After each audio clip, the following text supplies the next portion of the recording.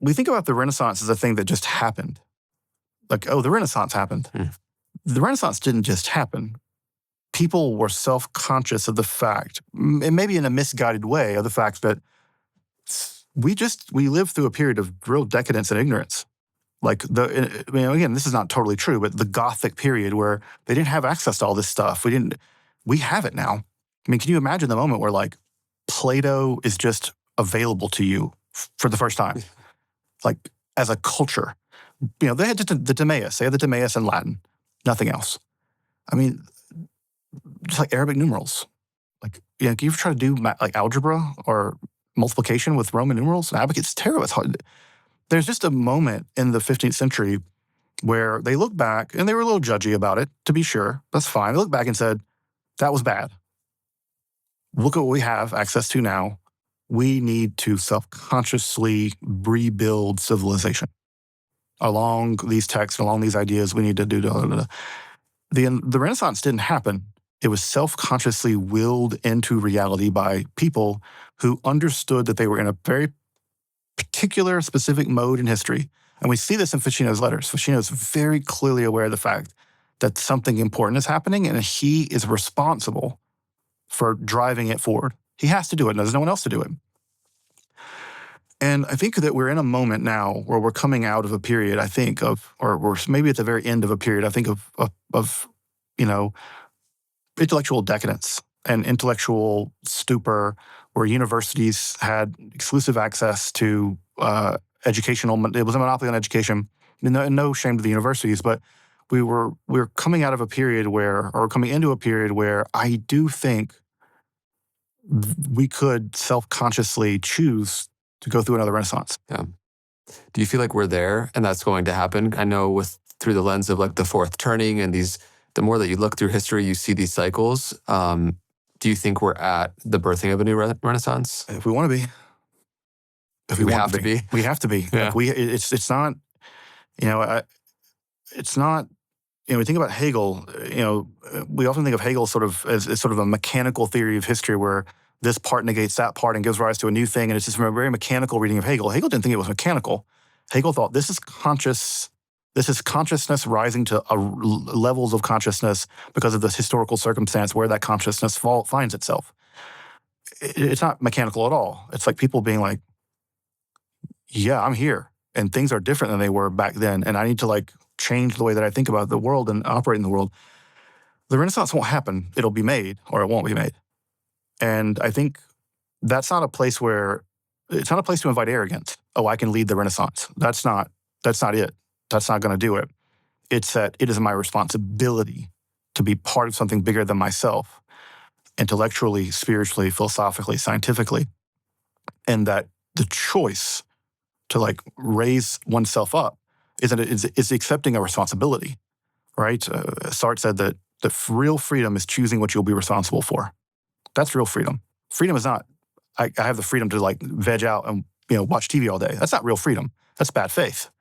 Real freedom is choosing what you're going to be responsible for. And I think that at this moment, we're in a moment where if we choose to be responsible for a Renaissance, we could have one. I do think we are at a specifically weird juncture. And I think they're exhausted with the universities having monopolies on education and knowledge production. They're exhausted with bad information. I think people are tired of bad information. I think we've seen what bad information looks like. And channels like Esoterica, my channel, there's a reason why it has the subscribers that it does. It's because people are desperate for good, reliable information where they're not being sold junk and being told, like, oh yeah, this is the real enlightenment. Just give me $9.99 a month and blah, blah, blah. No, you got to do this on your own. Here's the books. Go do it yourself. Like, I have no ability to fix you.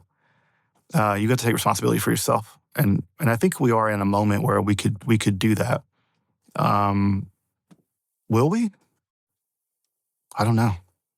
I want to I want to be sitting across the table for the people that want to take responsibility for that, because the intellectual and spiritual and philosophical trajectories of where we're going, they're not an accident.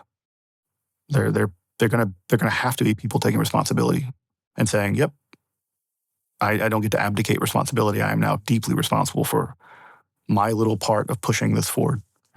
So I would encourage people, if you've never read the letters of Ficino, they're really worth reading, because they're the writings of a man, of a person self-conscious of his place in history.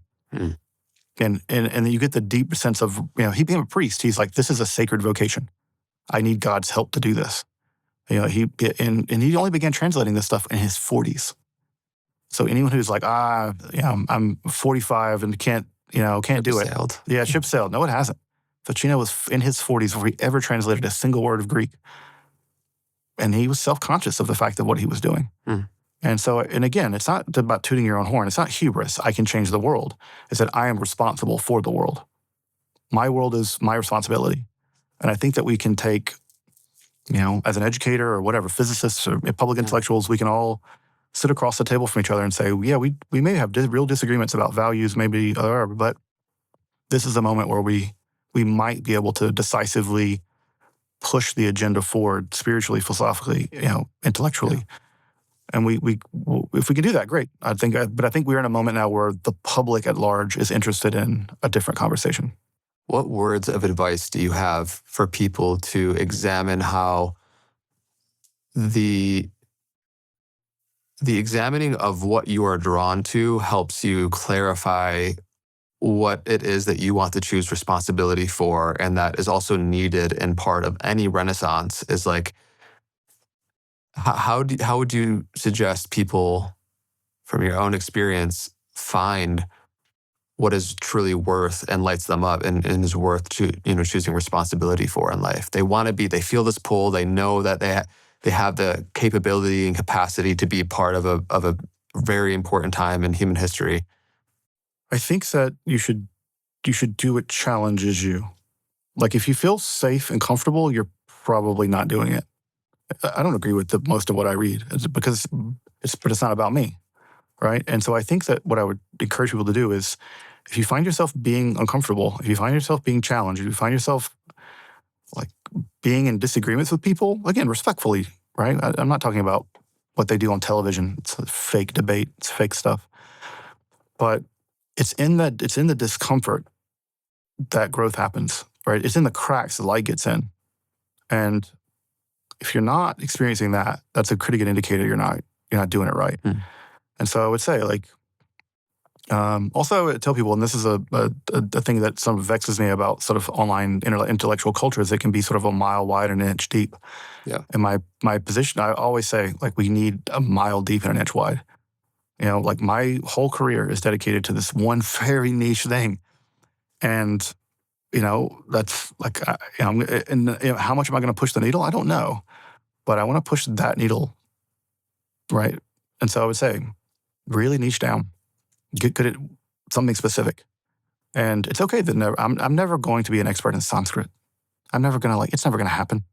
It's not because Sanskrit's bad. It's obviously beautiful, amazing.